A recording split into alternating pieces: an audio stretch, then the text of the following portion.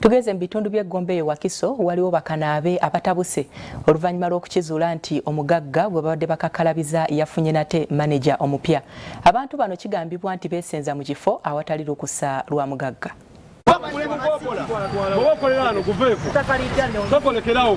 Wabaluseewo kuwanyisiganya ebisongovu wakati wa Bakanaabe n'abagambibwa okubanga beesenza mu kifo eky'omutuuze nga tebafunye lukusa okuva ewa nannyini ttaka. Bano kabuze kata ebifuba bibabugume kiddiridde nannyini kifo Ibra Bita okuleeta manager omupya okubeera nga yaddukanya ekifo kino nga yewaze Alan ng'abavubuka abakolera mu parking eno bagamba tebayinza kukkiriza manager ono mupya kubanga akakodyo k'omugagga kakubagoba mu kifo we bakolera.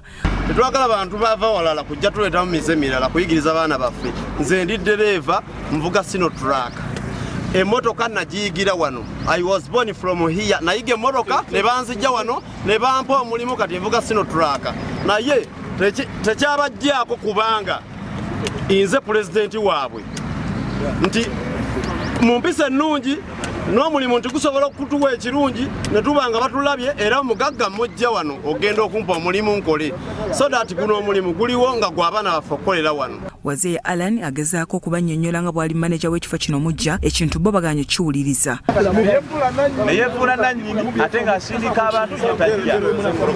Yo lye yayita nannyini takajja wano yo no takola ki tajja wabula asindika busindisi bantu nti mugende mulwane naye tosobola kusindika abantu bataano bakube kyalo kino kyondanga bwekiraba. Baweze okufana obutanyagwa obutaba mu kifo kino kubanga bagezaako okukwatagana naye wabula ne yeerema.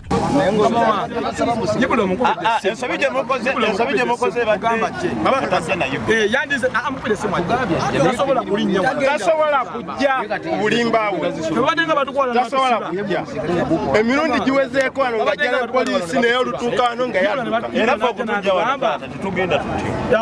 Kuba n'Ibra bwe twalabira gavumenti yasirika kwona tumukola ki? Ibra aliko byalambuludde ku ngeri gye yafunamu ekifo kino n'akiwa abavubuka ng'agamba nti oyo omulala ayagala okubagobaganya mu kifo kino ye tamumanyi. Kati n'ataliwo okubulakinga era ndowooza abantu abasinga badde bambuuzanga nti Ibra washimbe wagitunda omala otoba n'ekino ekino ne bannammwe ate n'omwana gwe n'otunda kutunzise buvu otyo ne bagamba wetuli tukola naye sialabikako nnyo waliwo embeera ey'okukontana kw'abannannyini ttaka naffe tuli bapangisa waliwo embeera bannannyini ttaka okukontana ne surveyor akyagenda mu maaso n'okuba nti ajja kukola ripooti. Wetuviiridde mu kifo nga Bakanaabe basobeddwa ekane mu kibira kwani omutuufu gwe balina okukolagana naye.